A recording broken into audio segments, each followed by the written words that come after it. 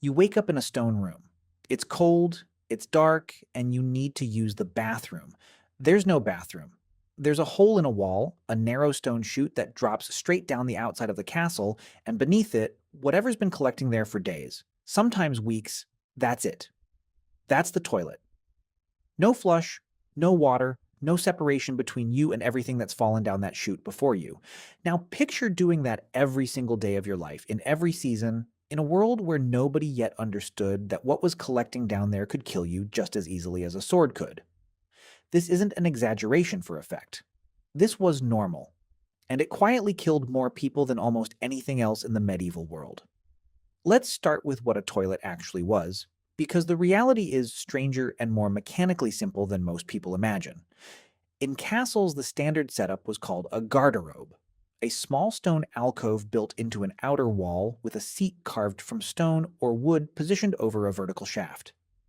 That shaft ran straight down through the thickness of the wall and emptied either into a moat, a cesspit dug at the base of the castle, or, in some particularly unfortunate designs, directly onto the ground below where anyone walking past would very quickly understand what had just happened above them.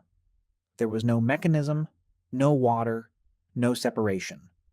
Gravity did all the work, and whatever accumulated below simply sat there, exposed, until someone eventually dealt with it. And here's a detail that sounds almost too strange to be real. The word garderobe actually meant guard robe because people sometimes hung their clothing in these tiny alcoves, believing the ammonia fumes rising from the waste shaft below would kill fleas and lice living in the fabric.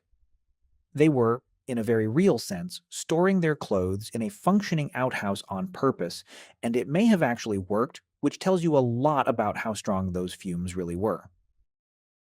Outside of castles, for the vast majority of medieval people living in towns and villages, there wasn't even that level of structure.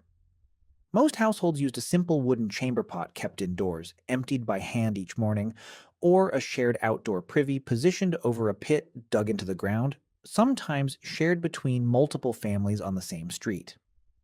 And in a detail that still makes people wince when they hear it for the first time, chamber pots in many towns were emptied directly out of upper story windows into the street below, often with only a shouted warning, if that before the contents came down. Anyone walking beneath a row of houses at the wrong moment could find out exactly what that meant the hard way. So the toilets themselves were bad. But the real danger, the part that actually cost people their lives, wasn't the toilet. It was what happened to everything that came out of it. In densely packed medieval towns, waste had nowhere good to go. Streets were often unpaved, and between the emptied chamber pots, animal waste from horses and pigs that wandered freely, and general household refuse, the ground itself became saturated with filth that simply never fully dried out or disappeared. It ran along open gutters cut into the center of streets, when those existed at all, and pooled in low points during rain. And this is where the real catastrophe was quietly building, because those same towns relied on wells and nearby rivers for their drinking water, and there was often no meaningful distance and no real barrier between where the waste ended up and where the water came from. Cesspits dug too close to wells would slowly leach their contents through the soil into the groundwater supply, contaminating the exact water people were drinking every single day, and almost nobody understood the connection was happening at all. Disease wasn't linked to sanitation yet. It was blamed on bad air, on divine punishment, on imbalanced bodily humors, anything except the actual, physical, provable cause sitting a few feet underground. The consequences of that gap in understanding were brutal, and they weren't rare or occasional. They were constant, grinding, background level killers that people simply accepted as part of life, the way we accept traffic accidents today. Dysentery, an infection caused directly by contaminated water and food, was so common and so deadly in medieval Europe that it earned a grim nickname among soldiers, the bloody flux. And here's the part that genuinely surprises people. Dysentery didn't just kill peasants and the poor who had the least access to clean water, it killed kings. King John of England, one of the most powerful men in the medieval world, died from dysentery in 1216. Not from a battle wound, not from poison delivered by an enemy, but from contaminated water and food doing exactly what it did to hundreds of thousands of ordinary people every single year.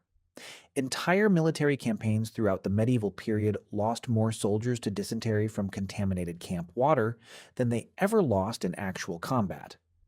Armies could win every battle they fought and still be devastated, sometimes destroyed entirely, by something as simple and invisible as bad water sitting too close to human waste. And it wasn't only disease that made this dangerous. Sometimes the danger was shockingly direct.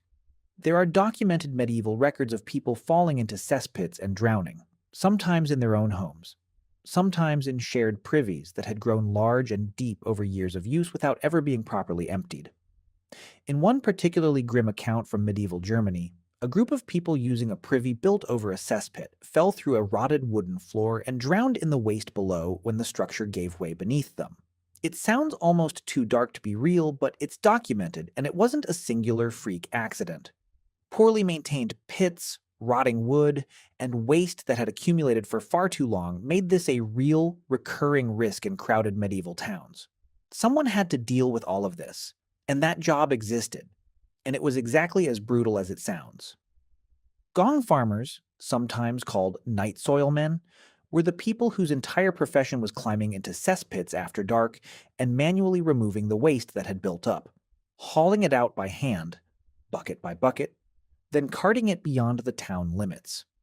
It was considered one of the lowest, most disgusting jobs a person could hold, but it was also, strangely, one of the better paid manual jobs available, precisely because almost no one else was willing to do it.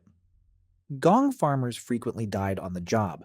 Toxic fumes building up in poorly ventilated pits could overwhelm and kill a person before they even realized what was happening, and there are records of men being found dead at the bottom of cesspits they'd been sent to clean, overcome by gas in the dark before they could climb back out. This was a real, ongoing occupational hazard, not a rare tragedy, and towns needed these workers desperately enough to keep hiring them despite knowing exactly how dangerous the work was. So why did this go on for so long? Why didn't someone just fix it? The honest answer is that nobody understood there was anything specific to fix. Without germ theory, without any real concept of how disease actually spread through contaminated water, medieval sanitation efforts, when they existed at all, were aimed at controlling smell and visible mess, not the invisible biological danger underneath. Some larger cities did attempt basic solutions.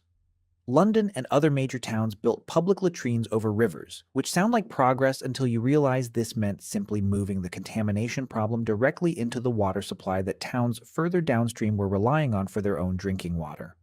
Some monasteries built genuinely clever systems, using flowing streams diverted specifically to carry waste away from living quarters, which was centuries ahead of common practice but still rare and limited to wealthy, organized institutions with the resources to engineer it. For the overwhelming majority of medieval people, in towns and villages without those resources, the daily reality stayed essentially unchanged for hundreds of years. Waste nearby, water nearby, and no understanding of the deadly relationship between the two.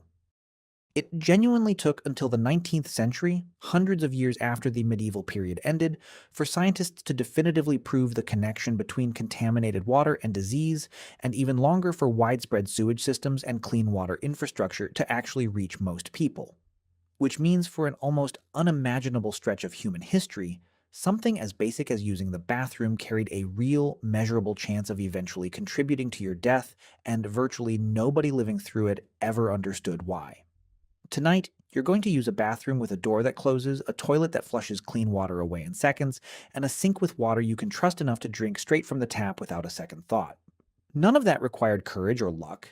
It required an invisible, enormous infrastructure of engineering and scientific understanding that took centuries to build, layered underneath your house and your street, working perfectly, silently, every single time you use it.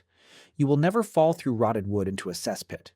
You will never fear that the water in your glass came from somewhere near your own waste. That fear, that constant, invisible risk that shaped and ended so many medieval lives, is simply gone from yours. And it disappeared so completely that until this video, it's entirely possible you never once thought about it at all.